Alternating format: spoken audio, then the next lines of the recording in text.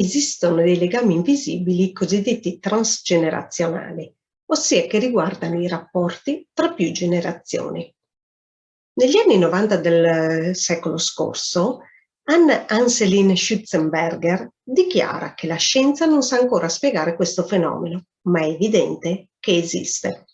Oggi noi sappiamo che la risposta è nel DNA, essendo l'elemento biologico che trasmette i caratteri da una persona alla sua figliolanza, ma anche nel linguaggio articolato che è conseguenza del DNA che abbiamo come esseri umani. In questo modo, il passato continua a relazionarsi con il presente finché un puro atto di libero arbitrio scioglie quel legame invisibile. Ci sono individui che si incarnano con questa missione e molte volte sono considerate le pecore nere della famiglia. I legami invisibili si ripetono di generazione in generazione. Sono dei debiti trasmessi che chiamano le persone alla loro cancellazione, permettendo di vivere liberamente la propria vita. Potrebbe trattarsi del ripetersi di un evento traumatico o di una morte ingiusta o anche tragica, ma anche della loro eco o di un evento piacevole. Vivere la nostra vita è possibile quindi comprendendo le dinamiche della ripetitività, ascoltando e osservando per svincolarci dal vivere la vita dei nostri genitori, dei nostri nonni o dei nostri fratelli, che possono essere morti o rimpiazzati, che tutto questo però sia consapevole oppure no. Noi possiamo uscire dai tranelli transgenerazionali e smettere di essere ciò che vogliono gli altri. La vita di ognuno è l'espressione di un autentico essere, altrimenti diviene sopravvivenza. Quando non comprendiamo le dinamiche, quelle memorie depotenzianti avanzano di generazione in generazione, che di quell'informazione non hanno nessuna nozione. Si tramandano i conflitti non risolti come i debiti materiali legati all'eredità. I conflitti riguardano i segreti, i non detti, le scelte professionali, le morti premature e ingiuste, sfociando spesso poi in ripetizione delle stesse dinamiche, ma anche in eventi nelle stesse date o periodi. In una stirpe si manifestano un certo numero di strutture ereditarie con ripetizioni inconsapevoli e mai segnalate, come se ci fosse una regola non scritta che ognuno segue in corpo e spirito. Alcune eredità sono dei doni, sono dei talenti, altre sono delle qualità. La ripetizione è dovuta anche al cognome, poiché è una derivazione da un soprannome, una località, una professione, una qualità morale o intellettuale, ma anche al ricordo di un evento. A volte le ripetizioni si manifestano a seguito di parole o frasi pronunciate da persone considerate per noi delle autorità come se fossero proprio delle profezie.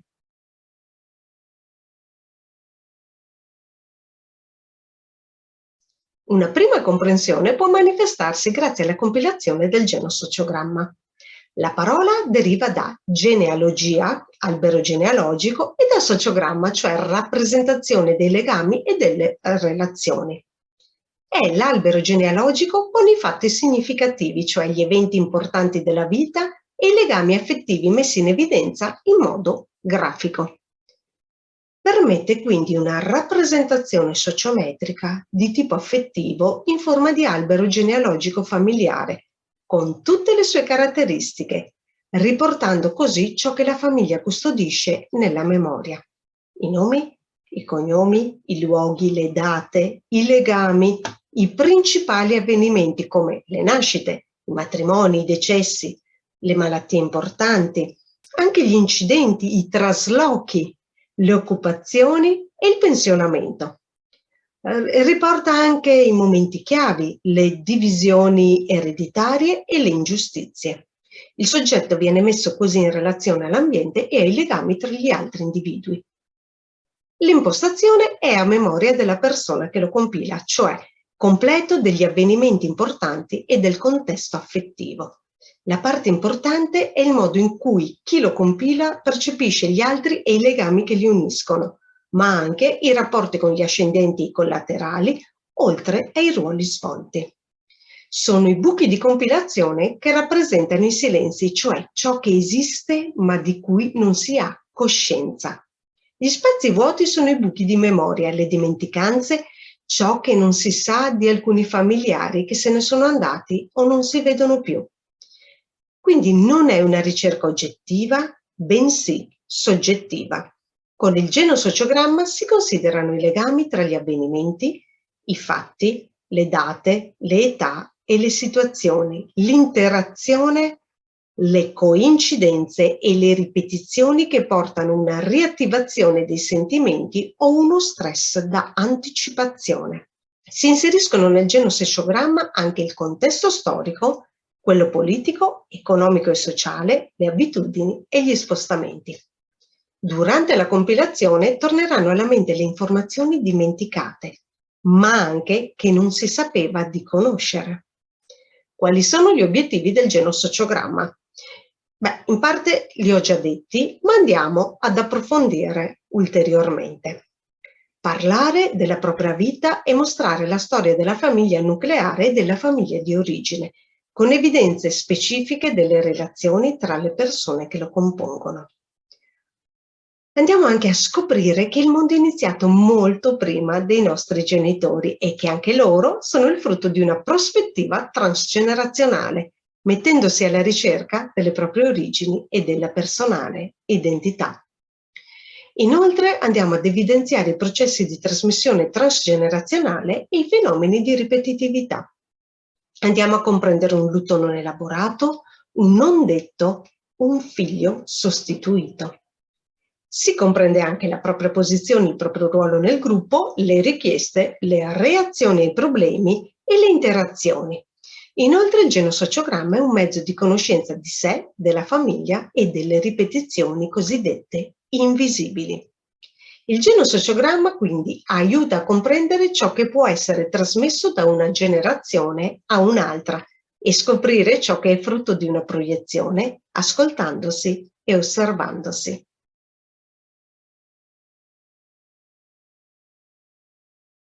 Ma come si manifestano le memorie? Le manifestazioni delle memorie possono avvenire in molteplici modi. Doppio legame o doppia costrizione, cosiddetto double blend. La comunicazione familiare in questo caso è gravemente disordinata e sono emessi messaggi contraddittori. Si afferma qualcosa, ma il linguaggio del corpo ne trasmette un'altra di senso contrario, cosicché le due affermazioni si escludono e si bloccano a vicenda. È un doppio messaggio doppiamente costrittivo e la soluzione diventa disobbedire per obbedirgli. È proibito parlarne e ottenere spiegazioni. Chi è intrappolato in questa situazione percepisce la verità, ma rischia di essere punito, considerato malato o non normale per quello che sente, perché dovrebbe sentire quello che gli viene affermato. Crea un disequilibrio nelle regole familiari, quindi quella persona cambia le abitudini stereotipate ridefinendo la realtà in modo funzionale. Parliamo delle lealtà invisibili. La famiglia è il primo atomo sociale dove si costruisce l'identità personale. Françoise Dolto disse: ciò che viene taciuto alla prima generazione, la seconda lo porta nel suo corpo. In questo contesto si crea una lealtà familiare con due livelli di intervento: sistemico di tipo sociale e individuale di tipo psicologico. La lealtà dipende dall'unione sociale, che a sua volta dipende dalle singole lealtà del gruppo. Gruppo che dipende dai suoi membri e dal pensiero, ma anche dalla motivazione di ognuno. Nasce così il concetto di giustizia o ingiustizia familiare. Si crea ingiustizia quando non viene fatta giustizia e allora emerge la malafede, lo sfruttamento reciproco dei membri del gruppo, la fuga, la vendetta, la malattia e le ripetizioni di incidenti. Di contro, se c'è affetto, si bilanciano i conti familiari. In questo contesto parliamo anche di genitorializzazione. Il bambino contrae un debito con i genitori di lealtà per l'amore, l'attenzione, le cure che riceve dalla nascita fino all'età adulta. Il modo con cui i debiti sono saldati è transgenerazionale. Ciò che riceviamo lo doniamo ai nostri figli. La genitorializzazione è quando la situazione si inverte e i figli diventano i genitori dei loro genitori, indipendentemente dall'età. Ogni famiglia interpreta la lealtà familiare e la giustizia a proprio modo e dunque non è un concetto obiettivo. In questo contesto c'è anche il discorso della saga familiare, cioè le reazioni di un individuo nei vari contesti in cui è immerso dipendono sia dalla propria psicologia sia dalle regole familiari. L'essenza di tali regole viene dato per acquisito e quindi non viene spiegato. Si sviluppano modelli di organizzazione che contribuiscono a regolare i conti familiari. All'interno del sistema esiste dunque un bilanciamento. Così si sviluppa un'eredità morale che concerne il capitale familiare. Sempre in questo contesto vi è inoltre la contabilità familiare. La contabilità familiare implicita riguarda il denaro, ma anche le ingiustizie e la sicurezza di base e sfocia nel computo dei meriti e dei debiti. Tra questi appaiono le ingiustizie subite che fanno male e che solitamente rimangono imperdonate. Una delle conseguenze è la malattia. Succede che alcuni scelgano l'allontanamento geografico, cioè la fuga dalla famiglia, pensando di risolvere i propri debiti familiari, ma guarda caso ciò non avviene. Non è mai evitando il creditore che il debito si risolve. La consapevolezza avviene osservandosi e imparando a dire a se stessi la verità, aiutandosi a vedere con gli occhi dell'altro, altrimenti i processi psichici dell'infanzia riemergono, impedendo di vivere la propria vita. In questo contesto è compresa anche la sindrome da anniversario o da doppio anniversario.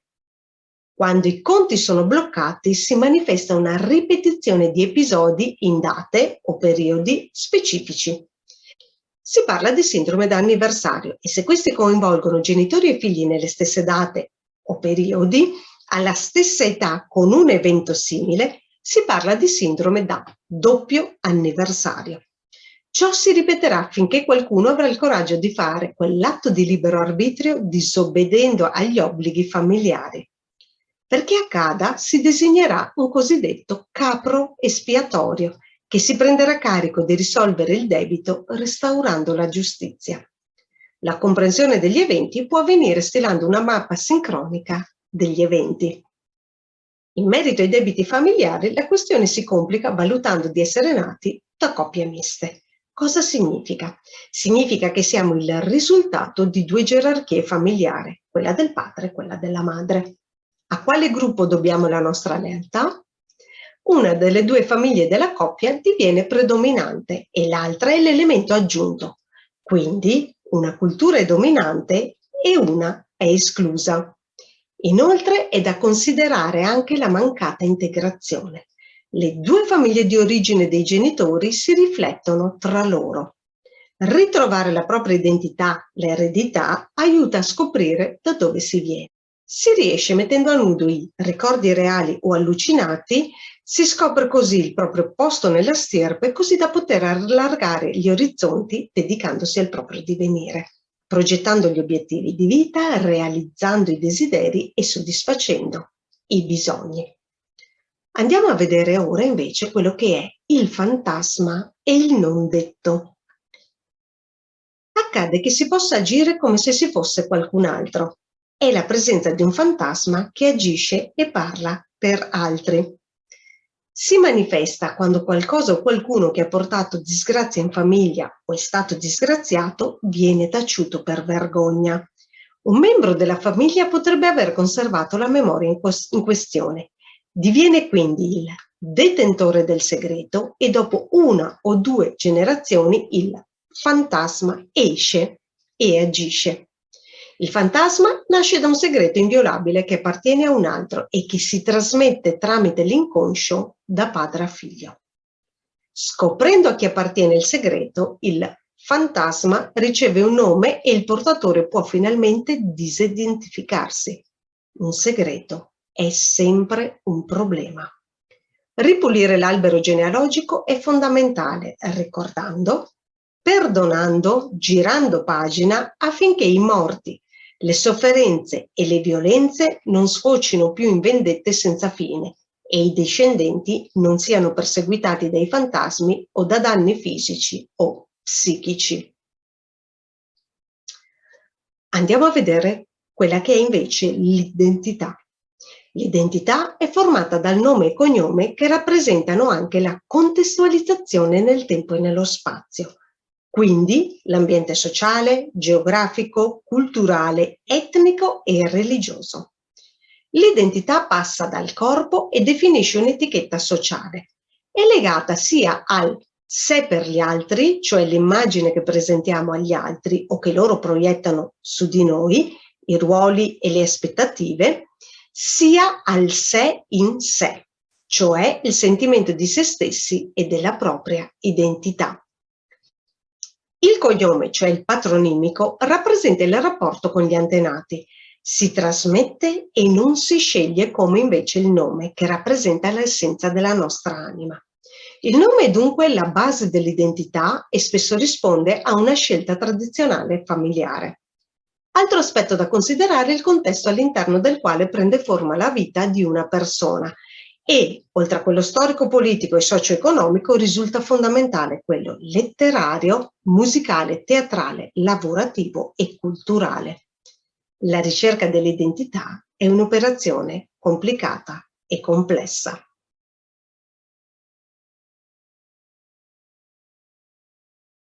Tra le memorie e l'impensato genealogico. Si distinguono conscio e inconscio dal preconscio, iniziando a evidenziare da un lato il detto e il pensato e dall'altro il pensato e il saputo. Si riconoscono il non detto, il celato, il taciuto e il trasmesso come segreto, separandoli così dall'indicibile, ciò che è difficile esprimere e ammettere, e poi anche dall'impensato, cioè il troppo terribile da non osare pensarlo o pensarci. A volte è come se si dovesse farlo sapere senza dirlo esplicitamente. In questi casi si percepisce il peso di dover portare i pesi altrui. Ciò che è proibito sapere è anche proibito non sapere.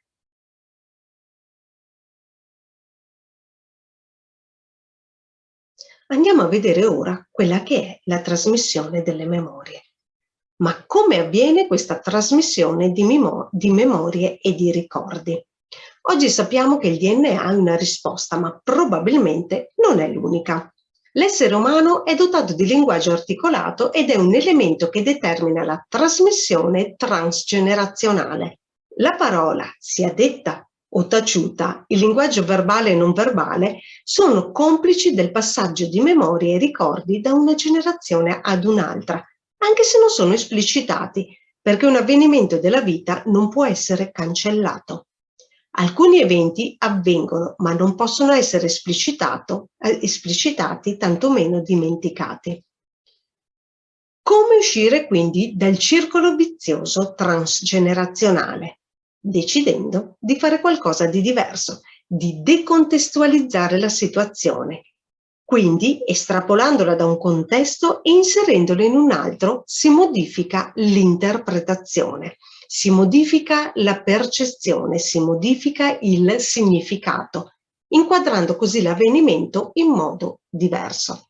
Di conseguenza, una maledizione può diventare benedizione e il soggetto in questione inizia a vivere la propria vita.